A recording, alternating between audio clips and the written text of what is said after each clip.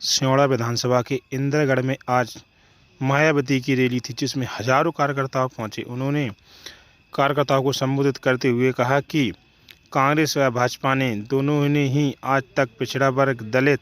OBC, minority की जो कोटे थे उन्हें पूरा नहीं किया। ये हमेशा इन छोटे छोटे समाजों पर एवं दलितों पर अत्याचार करते रहती हैं। आप सबसे मेरा विनम्र निवेदन है कि आप अपनी पार्टी बहुजन समाज पार्टी की सरकार बनाएं, बहुजन समाज पार्टी के कार्यकर्ता के पक्ष में वोट करें और बहुजन समाज पार्टी को मजबूत करें। यह पार्टियां हमेशा अवानी अंडानी की पार्टियां हैं। यह बड़े बड़े लोगों का कर्जा माफ़ करती हैं, किसानों का कर्जा भी माफ़ नहीं करती हैं। और तो और यहाँ इन्होंने आज तक हमेशा दलितों की बात ही नहीं की है। केवल बीएसपी ही एक ऐसी पार्टी है जो हमेशा दलितों की बात करती रहती है। ये सब बातें मायावती ने आज इंद्रगढ़ में की, जिसमें उन्होंने चार विधानसभाओं के प्रत्याशियों के समर्थन में यह रैली की है, जिसमें उन्होंने लाखन सिंह यादव, लोकन नेताजी राजू दोहरे के समर्थन में यह सभाएं की। ये सभा उनकी हेलीकॉप्टर से थी, जिसके बाद उनका कार्यक्रम इंद्रगढ़ के बाद लाहौर विधानसभा में था, जहां पर वह रसाल सिंह चौहान के समर्थन में सभा को संबोधित करने के लिए निकल गए। उन्होंने 25 से 30 मिनट तक का भाषण मंच से दिया। सियोड़ा से भारत सिंह बघेल की रिपोर्ट। आप लोग भी यहाँ अपने मध्य प्रदेश स्टेट में आम जनहित में व खासकर कमजोर एवं उपेक्षित वर्गों के हितों में ऐसे ही कार्य करना चाहते हैं। इसके साथ ही परम पूज्य बाबा साहब भीमराव अम्बेडकर अमर रहे, माननीय कांशीराम साहब अमर रहे, माननीय कांशीराम साहब अमर।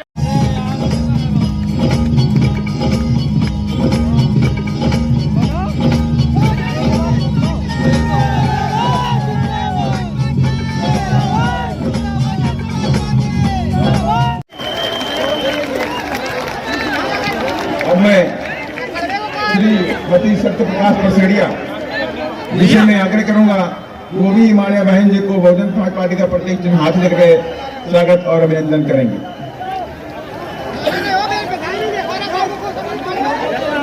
और अब मैं नदिया के प्रत्याशी श्री लोकेंद्र गईवार जी से भी आग्रह करूंगा, आप भी मान्य बहन जी को बहुजन समाज पार्टी का प्रतीक चिन्ह हाथ ही लेकर के भेंट करके हमारे बहन जी का स्वागत और अभिनंदन करेंगे।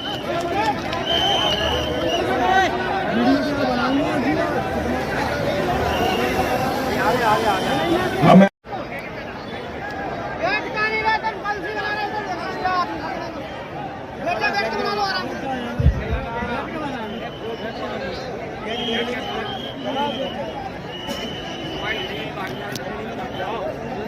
चुनावी जनसभा में इकट्ठा हुए बीएसपी के सभी छोटे बड़े पदाधिकारी एवं कार्यकर्तागण, आज आप लोग यहाँ अपने मध्य प्रदेश स्टेट में विधानसभा के लिए हो रहे आम चुनाव में अपनी पार्टी के उम्मीदवारों के समर्थन में मुझे सुनने के लिए यहाँ इकट्ठा हुए हैं, तो उसके लिए मैं आप सभी लोगों का हार्दिक दिल से आभार प्रकट करती हूँ। और अब मैं सबसे पहले अपनी पार्टी के संबंध में ये कहना चाहूँगी कि हमारी पार्टी ये चुनाव आपके मध्य प्रदेश स्टेट की अधिकांश विधानसभा की सीटों पर पूरी तैयारी व दमदारी के साथ लड़ रही है। अर्थात हमारी पार्टी ने इस चुनाव में यहाँ केवल गोंडवाना जनतंत्र पार्टी को छोड़कर अन्य किसी भी पार्टी के साथ किसी भी प्रकार का कोई चुनावी समझौता आदि नहीं किया है। इसके साथ ही हमने बीएसपी से जुड़ने की तादाद को ध्यान में रखकर फिर उसी अनुपात में ही या सब समाज के लोगों को टिकट भी दिए हैं। लेकिन अब मैं ध्यान अपनी पार्टी बीएसपी को कामयाब बनाने के लिए कुछ जरूरी बातों की तरफ दिलाना चाहती हूँ। और इस संबंध में सबसे पहले मैं आप लोगों को ये कहना चाहूंगी कि अपने देश को आजाद हुए व भारतीय संविधान को भी लागू हुए अभी आप वर्षों बीत चुके हैं और इस लंबी अवधि में केंद्र में आपके प्रदेश में भी यहाँ विभिन्न विरोधी पार्टियों की सरकारें रही हैं, लेकिन दुख की बात यह है कि इस दौरान यहाँ सभी विरोधी पार्टियों की रही सरकारों में आपके प्रदेश सहित पूरे देश में भी सर्व समाज में से विशेषकर दलितों, आदिवासियों, पिछड़े वर्गों, मुस्लिम व अन्य धार्मिक अल्पसंख्यकों के साथ साथ गरीबों, मजदूरों, किसानों, छोटे व्यापारियों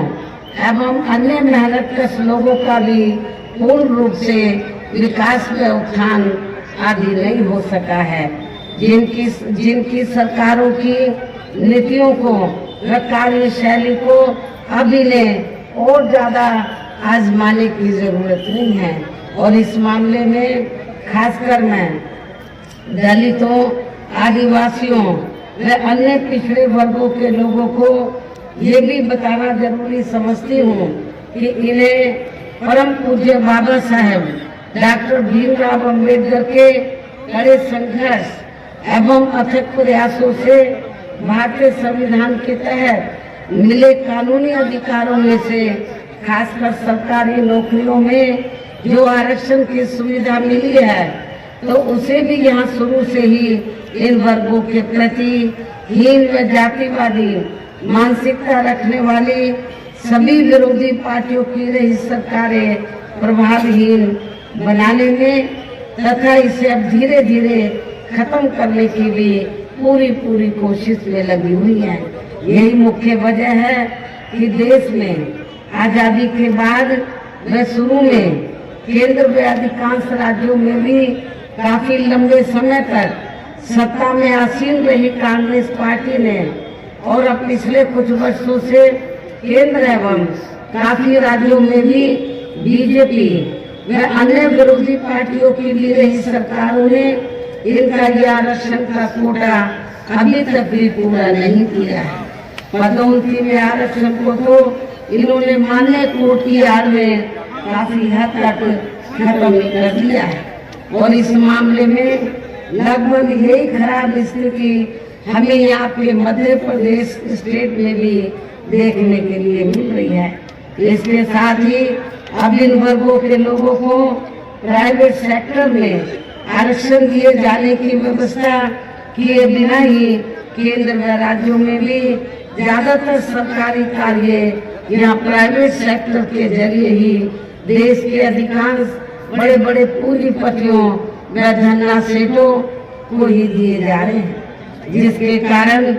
अब पूरे देश में इन वर्गों के लोगों को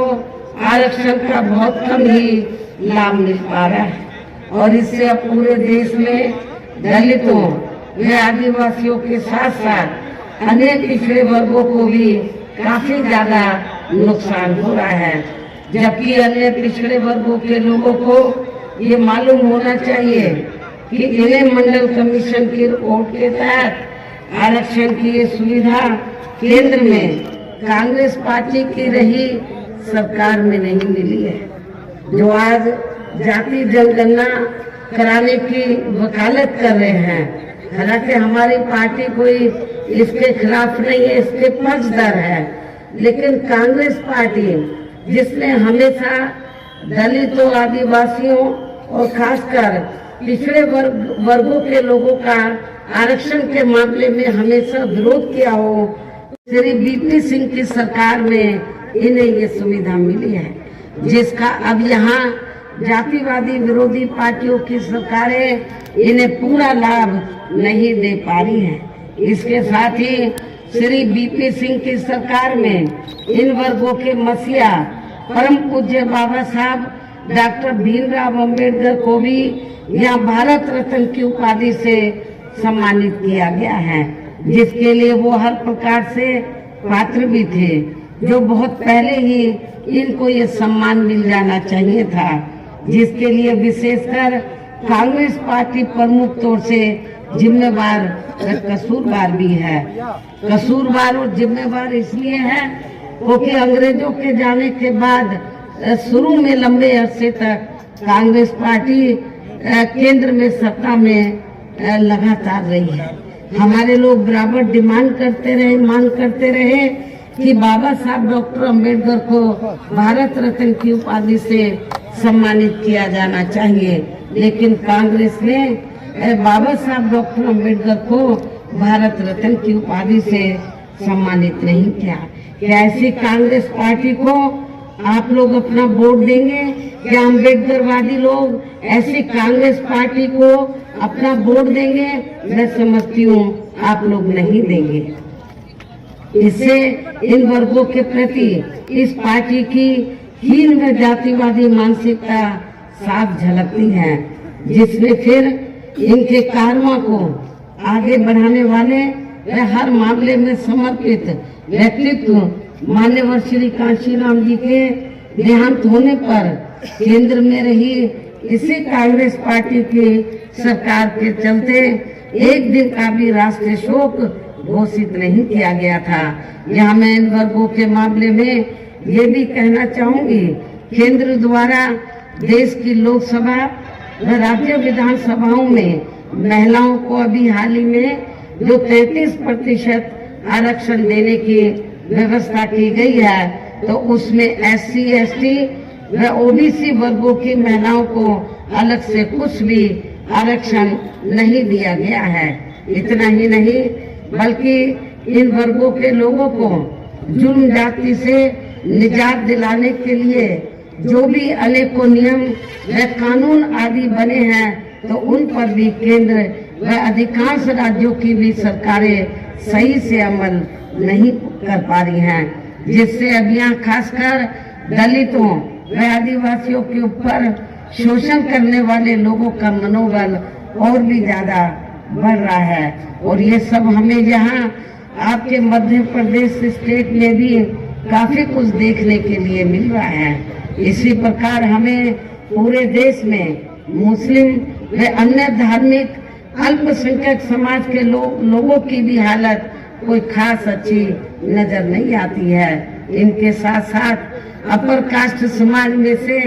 खासकर गरीब लोगों की भी आर्थिक स्थिति अभी भी पूरे देश में यहाँ काफी ज्यादा खराब व दयनीय हालत में ही बनी हुई है। इनके अलावा आपके प्रदेश सहित पूरे देश में सर्व समाज में से विशेषकर यहाँ गरीब, मजदूर, किसान, कर्मचारी, व्यापारी एवं अन्य मेहनतकश लोग भी अपनी विभिन्न समस्याओं को लेकर अभी भी हमें काफी ज्यादा दुखी ही नजर आते हैं। और इनमें से किसान वर्ग तो केंद्र की वर्तमान भाजपा सरकार द्वारा बनाई गई गलत नीतियों के कारण काफी ज्यादा परेशान व आंदोलित भी रहा है। लेकिन इन सब की मुख्य वजह हमारी पार्टी केंद्र में आपके मध्य प्रदेश स्टेट में भी जहां अब तक की रही सभी विरोधी पार्टियों की सरकारों की जातिवादी, पूंजीवादी व संकीर्ण मानसिकता के तहत बनाई गई उनकी गलत नीतियों एवं गलत कार्य प्रणाली को ही काफी हद तक जिम्मेवार मानकर चलती है। और इस मामले में खासकर इनकी गलत आर्थिक नीतियों की वजह से ही आए दिन यहाँ पूरे देश में गरीबी, बेरोजगारी व महंगाई आदि भी काफी ज्यादा बढ़ रही है। हालांकि इस मामले में शुरू से ही हमारी पार्टी केंद्र व राज्यों की सरकारों से भी हर स्तर पर ऐसी नीति अपनाने की लगातार ये मांग करती आ रही है कि देश में कुछ गिने चुने पूंजीपतियों व धन्ना सेठों का विकास होने की बजाय बल्कि यहाँ गरीब व आम लोगों का ही विकास होना चाहिए। तभी फिर सही मायने में यहाँ की आम जनता अपनी गरीबी, बेरोजगारी, महंगाई व अन्य और भी समस्याओं से काफी हद तक निजात पा सकती है। इसके साथ साथ अब अपने देश में भ्रष्टाचार भी हर स्तर पर काफी ज्यादा बढ़ा है। जिससे आपका खुद का अपना मध्य प्रदेश स्टेट भी अछूता नहीं रहा है। और इन सब के लिए हमारी पार्टी आजादी के बाद से लेकर अभी तक केंद्र व देश के अधिकांश राज्यों में तथा आपके खुद के अपने मध्य प्रदेश स्टेट में भी ज्यादातर सत्ता यहाँ गलत पार्टियों में से खासकर कांग्रेस, बीजेपी व इनकी सहयोगी पार्टियों के हाथों में ही आने को मानकर चलती है। और इन सभी विरोधी पार्टियों को हमारी पार्टी इसलिए भी जिम्मेवार मानकर चलती है क्योंकि आजादी के बाद से लेकर अभी तक लगभग ये सभी विरोधी पार्टियां केंद्र व देश के अधिकांश राज्यों में भी ज्यादातर यहाँ बड़े बड़े पूंजीपतियों व धन्ना सेठों की ही आर्थिक मदद से सत्ता में आती रही हैं। और सत्ता में आ जाने के बाद फिर ये पार्टियां अधिकतर मामलों में अपनी आर्थिक एवं अन्य सभी नीतियां यहाँ आम जनता की समस्याओं को दूर करने के हिसाब से तैयार नहीं करती हैं, बल्कि देश के उन बड़े बड़े पूंजीपतियों व धन्ना सेठों को ही फायदा पहुंचाने के हिसाब से अपनी अधिकांश नीतियां तैयार करती हैं, जिनके धन व बल से चुनाव लड़कर ज्यादातर ये पार्टियां केंद्र व आपके राज्य सहित देश के अन्य राज्यों में भी अभी तक यहाँ सत्ता में आती रही हैं, जिसके कारण ही अब पूरे देश में व आपके खुद के अपने प्रदेश में भी अभी भी हमें यहाँ सर्व समाज के लोग अधिकांश मामलों में अपनी विभिन्न समस्याओं को लेकर काफी ज्यादा दुखी व परेशान ही नजर आते हैं। जबकि पूरे देश में बीएसपी ही अकेली एक ऐसी पार्टी है जो विरोधी पार्टियों की तरह देश के बड़े बड़े पूंजीपतियों व धन्ना सेठों की आर्थिक मदद से नहीं बल्कि अपने पार्टी के ही आम कार्यकर्ताओं की आर्थिक मदद से चुनाव लड़कर यहाँ केंद्र व राज्यों की सत्ता में आना चाहती है, ताकि हमारी पार्टी सत्ता में आने के बाद फिर बिना किसी दबाव के व आजाद होकर सर्व समाज के लोगों की सभी समस्याओं का समाधान करके उन्हें हर मामले में व हर स्तर पर खुशहाल बना सके। और इसी आधार पर चलकर ही आबादी के हिसाब से देश के सबसे बड़े प्रदेश उत्तर प्रदेश में 4 बार हमारी पार्टी ने अपने नेतृत्व में वहाँ सरकार भी बनाई है। और हमने अपने सभी चारों रही सरकारों में अपनी पार्टी की विचारधारा एवं सिद्धांतों के तहत चलकर वैसे तो वहाँ सर्व समाज के हितों का पूरा ध्यान रखा है, लेकिन सभी मामलों में प्राथमिकता पहले हमने वहाँ सर्व समाज में से विशेषकर उन कमजोर एवं उपेक्षित तथा गरीब व असहाय लोगों को ही दी है, जिनकी वहाँ हर मामले में व हर स्तर पर सभी विरोधी पार्टियों की रही सरकारों में उनकी हीन जातिवादी संकीर्ण व पूंजीवादी सोच होने के कारण काफी ज्यादा उपेक्षा की गई है। इसके साथ साथ हमने उत्तर प्रदेश में गरीब एवं बेरोजगार लोगों को दूसरी पार्टियों की रही सरकारों की तरह उन्हें मामूली सा बेरोजगारी भत्ता न देकर बल्कि बड़ी तादाद में उन्हें सरकारी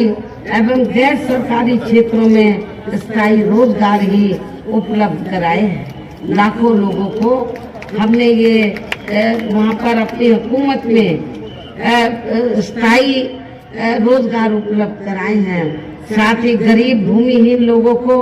खेती करने के लिए उन्हें फ्री सरकारी जमीन भी दी है, जिससे वहाँ लाखों गरीब लोगों को फायदा पहुँचा है। गरीब आवासहीन लोगों के सरकारी खर्चे से पक्के मकान भी बना कर दिए हैं। ऐसी जनहित के अनेकों कार्य किए हैं। इसके अलावा हमारी पार्टी की रही सरकार ने वहाँ विभिन्न क्षेत्रों में लगे लोगों के साथ साथ छात्रों, युवाओं, महिलाओं व बुजुर्गों आदि के हितों में भी अनेकों महत्वपूर्ण व ऐतिहासिक कार्य किए हैं। जिनसे उन्हें काफी ज्यादा लाभ पहुंचा है। साथ ही हमने उत्तर प्रदेश में सर्व समाज के लोगों के ऊपर किसी भी प्रकार की कोई जुर्म जाति आदि भी नहीं होने दी है, बल्कि हमारी पार्टी की नई सरकार ने वहाँ जुर्म जाति करने वाले लोगों को बिना कोई देरी किए हुए उन्हें तुरंत ही जेल की सलाखों के अंदर भेजा है। इतना ही नहीं, बल्कि हमारी पार्टी की नई सरकार ने वहाँ अपने देश में दलित एवं अन्य पिछड़े वर्गों में समय समय पर जन्मे हमारे महान संतों, गुरुओं व महापुरुषों में भी खासकर महात्मा ज्योतिराव फूले, छत्रपति साहू जी महाराज, श्री नारायण गुरु, बाबा साहब डॉक्टर भीमराव अम्बेडकर एवं मान्यवर श्री काशीराम जी आदि को भी विभिन्न रूपों में पहली बार वहाँ पूरा आदर सम्मान दिया है, जिन्हें विरोधी पार्टियों के लोग अभी तक भी आसानी से बचा नहीं पा रहे हैं। इस प्रकार से उत्तर प्रदेश में हमारी पार्टी ने अपने सभी चारों रहे शासन काल के दौरान वहाँ हर मामले में व हर